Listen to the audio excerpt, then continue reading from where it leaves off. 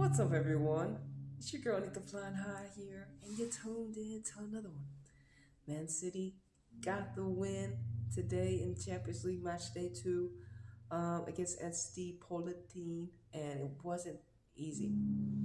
I'm looking at the passes City put in. That's crazy work. But SD Polten, well, let's just start with the lineups. Okay, let's just start with the lineups. Keatings was in the lineup. In the back line, we had Alexandri, Greenwood. Kennedy got to start, and we had the young Thomas play actually. And in the midfield, we had Hasegawa, Just Park, and Brown. Up top, he put Mary Fowler, Fujino, and Chloe Kelly. So that was City's lineup for this match. Different. But the main core that I was saying was, Hasegawa, Just Park, Mary Fowler being in the game, important, as well as, of course, Greenwood, Layla. But mainly the three players I was looking at as the three midfield players. The players that I felt really helped City over the line, not including a Bunny and Meadham and all them. But so I was like, all right, this is still a good enough team to get the job done. SD Polo team really didn't have that many shots, but they were effective, as you could tell by the scoreline. And they're playing at home. It was cool. It was a chilly day. And Alana Kennedy got the game started early. It was her strike that hit the post. It had some post love. Unexpected, to be honest, because of the lineup. I was like, it's always fun to see, like, when you get a different lineup, who's going to produce. But when you have, like, your fullbacks do it or your center backs do it, you're like, that kind of, it's different. So with Lana Kennedy hitting that goal, I saw, I was like, well, damn, City, this could be an easy game because they scored in the 5th minute.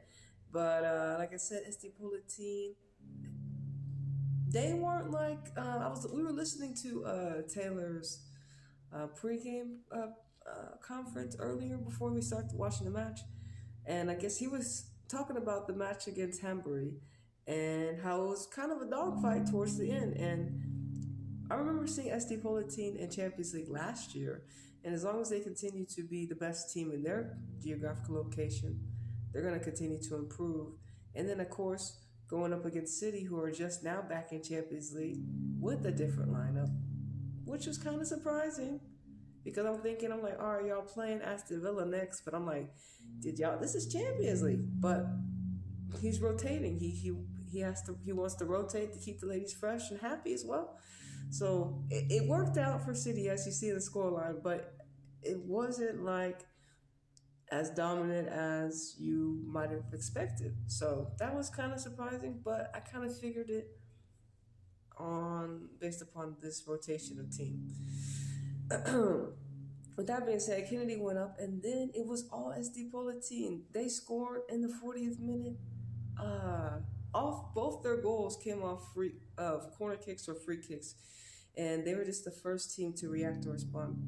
2 different goal scorers, but inside the box, Keatings really couldn't do anything about it. There were so many bodies inside, and both their shots were just kind of either to the left or to the right, past the bodies, and it's a goal. City really couldn't defend, especially on the second goal.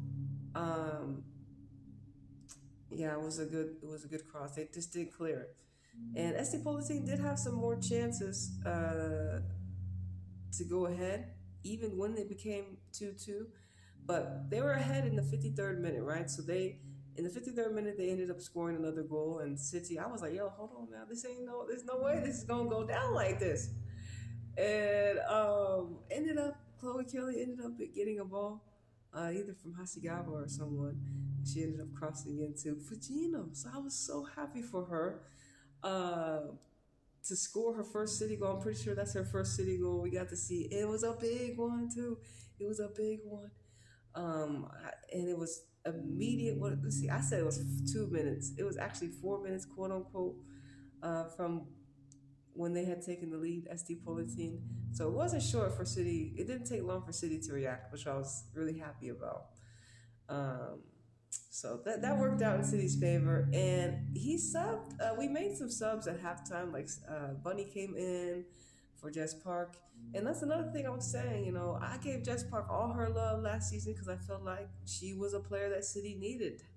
And we had she was one of our only options, of course, and she's good, and she was able to step up, her and Mary. But now looking at it, you know, as we continue to move forward, I prefer Mary Fowler in the midfield than out wide. And if that means Jess Park has to play, because Jess Park at first, remember, don't forget, she was playing out wide. But with Fujino, Kelly, of course, him, her playing out wide, it may not work out, but it may be better just because of her height size. Because there were some moments in the game where she's getting taken off the ball just because the player's a little bit more physical than her. And I'm like, Mary's at least a bigger player than Jess Park when it comes to archetypal wise. And they bring similar qualities to City. You want them both on the field because of what they do for City. But when Bunny came in and Mary dropped to the midfield, allowing Fujino and Kelly to be the wings for City, it was a more balanced City, I felt, in my opinion. And so Mary Fowler was player of the match for me. My favorite goal was Fujino's goal, but Mary Fowler had to be standout of this game. And she's just showing us she's really good. And like I'm really happy City have a player like her, because she's a young player as well, and she's Aquarius as well. So I feel like we got a lot of that energy on our side when it comes to the solar system. But in general, she scored the game winner, Mary Fowler. Let's not get it twisted. She ended up being on the header of Hemp.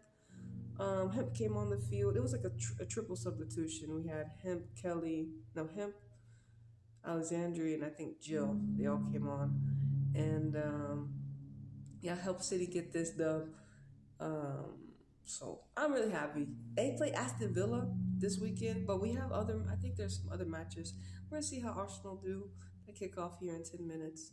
I think Bayern were leading Juve last time I checked 2-0. So looks like Bayern were able to respond when it came to that loss with Juventus. And honestly, I saw Arsenal's lineup, and they're still starting Kim Little, so best of luck to Arsenal in this joint. But apparently, their interim manager is a former Dutch player. She's from the Netherlands. So, hey, best of luck to y'all, Arsenal. You know, I think y'all should get the job done.